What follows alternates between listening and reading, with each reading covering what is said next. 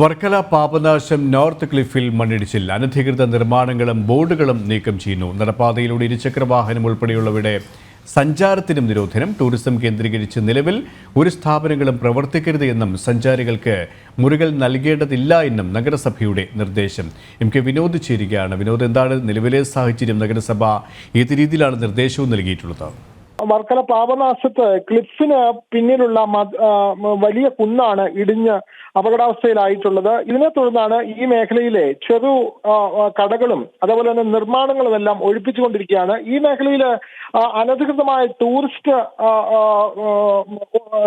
Tourist കേന്ദ്രങ്ങൾ നിർമ്മിച്ചിരുന്നു. നഗരസഭയുടെ അറിവോടുകൂടി തന്നെയാണ് ഇത്തരത്തിലുള്ള ടൂറിസ്റ്റ് കേന്ദ്രങ്ങൾ നിർമ്മിച്ചിരുന്നത്. ഇത് കുന്നിന് മുകളിൽ അനധികൃത നിർമ്മാണമാണ് നടന്നിരുന്നത്. പക്ഷേ നഗരസഭയുടെ അനുമതിയോടുകൂടി നിർമ്മിച്ച ഈ ടൂറിസ്റ്റ് കേന്ദ്രങ്ങൾ പൊളിച്ചു മാറ്റാൻ സാധിക്കില്ല എന്നുള്ള തരത്തിൽ അവർ എതിർപ്പുയർത്തിയിരുന്നു. പക്ഷേ നഗരസഭയും പോലീസും ഒക്കെ നേരിട്ട് വന്ന് ഈ അപകടാവസ്ഥ അവരെ ബോധ്യപ്പെടുത്തിയതിനെ തുടർന്നാണ് ഈ മേഖലയിലുള്ള അനധികൃത നിർമ്മാണങ്ങളും ചെറുകടകളും ഒക്കെ തന്നെ ഇപ്പോൾ പൊളിച്ചു മാറ്റാൻ അവർ സമ്മതിച്ചിട്ടുള്ളത്. അവർ തന്നെ ഇത് അവിടുത്തെ ടൂറിസ്റ്റ് കേന്ദ്രങ്ങൾ പണിത സ്വകാര്യ വ്യക്തികൾ തന്നെ ഇത് പൊളിക്കാൻ അവർ തന്നെ സമ്മതം നൽകുകയായിരുന്നു. അങ്ങനെ ഈ മേഖലയിലെ ചെറു വ്യാപാര സ്ഥാപനങ്ങളും ചെറു നിർമ്മിതികളുമെല്ലാം ഇപ്പോൾ പൊളിച്ചു മാറ്റുകയാണ്. എന്തായാലും വലിയ അപകടാവസ്ഥ തന്നെ നിലനിൽക്കുന്നു. കുന്ന് ഇടിഞ്ഞിരിക്കുകയാണ്.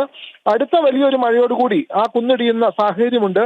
ഈ മേഖലയിൽ അനധികൃത നിർമ്മാണം നടത്തിയത് കൊണ്ടാണ് ഇത്തരത്തിൽ വളരെ പെട്ടെന്ന് ഈ മഴക്കാലത്ത് കുന്നിടിഞ്ഞത് എന്നുള്ള ആക്ഷേപങ്ങൾ നിലനിൽക്കുന്നു. എന്തായാലും ഇവിടുത്തെ അപകടാവസ്ഥ ഇനിയും ഒരു വലിയ അപകടത്തിലേക്ക് നീങ്ങാതിരിക്കാൻ വേണ്ടിയിട്ടാണ് ഇവിടെയുള്ള താൽക്കാലിക കടകളും ചെറു നിർമ്മിതികളുമെല്ലാം ഇപ്പോൾ വർക്കല നഗരസഭ തന്നെ മുൻകൈയെടുത്ത് ഇത് ഇപ്പോൾ ഇവിടെ നിന്ന് പൊളിച്ചു മാറ്റിക്കൊണ്ടിരിക്കുന്നത്. സുരേഷ്.